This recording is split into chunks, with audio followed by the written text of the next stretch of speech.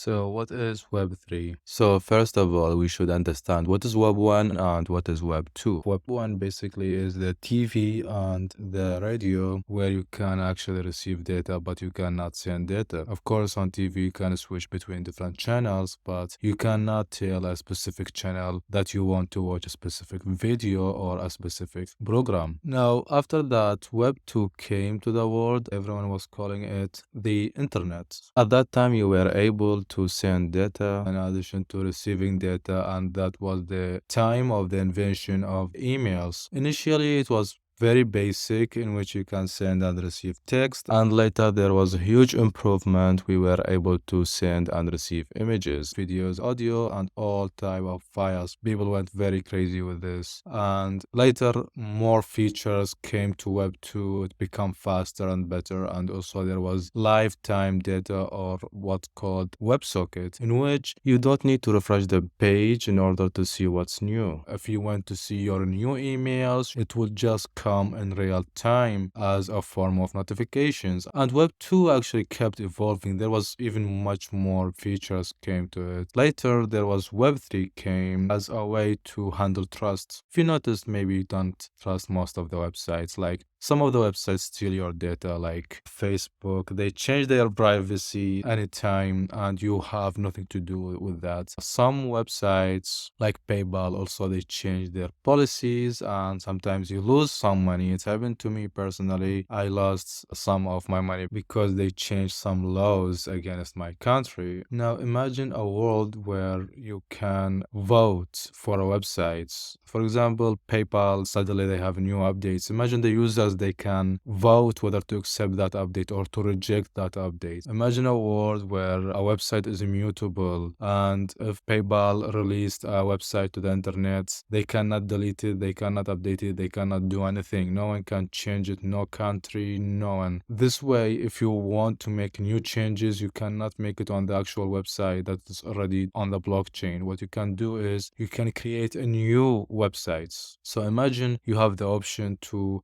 stay on the old version of the website or to migrate to the new version of the website, because both versions stay there. And that is Web3 actually. Web3 is providing the immutability. So you can send data and receive data, and you can maintain data. You can make the data immutable. And that is the thing about Web3. Now, making the data immutable is the way to bring trust to the internet. So the Web3 enables you to create something called smart contract, which is a simple code. For example, you can say like, if the stock market reached to a specific value, cancel this deal and withdraw the money, and this money will be under the control of that smart contract. In the code of the smart contract, I could say 50% of the earnings is for my friend and 50% is for myself. And when you come to the smart contract, you can withdraw only 50% of the earning. And this smart contract is trustable because no one can mutate it, no one can change anything. Because right now, if I upload any code to the internet, tomorrow morning I can change it.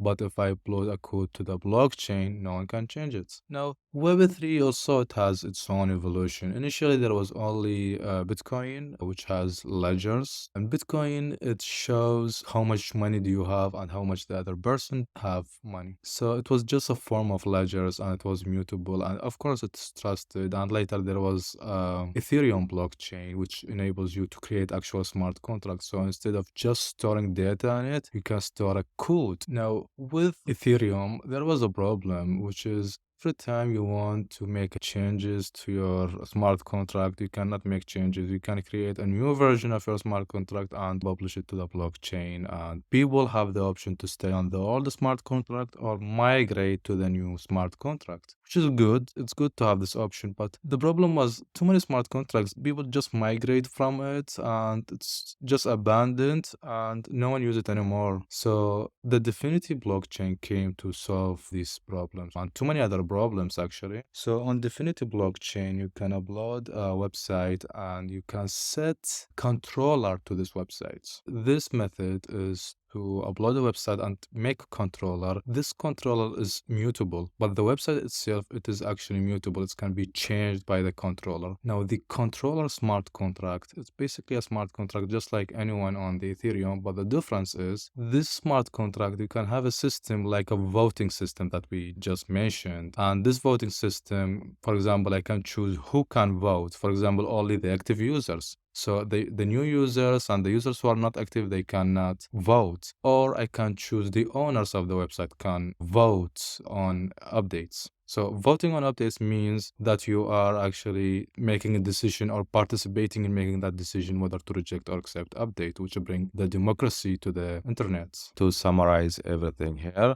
Web3 have a feature of immutability, and this immutability bring trust, and we can use this trust to create voting system and democracy. In Web 2, each website is deployed or published on a specific server, like the Amazon servers and the Google servers, which are centralized. But on Web 3, we have decentralized servers in which there is an algorithm that take your website and publish many copies of your website in different places around the world, and that's make it decentralized, so there is no specific government or company or agency can control your website or your servers.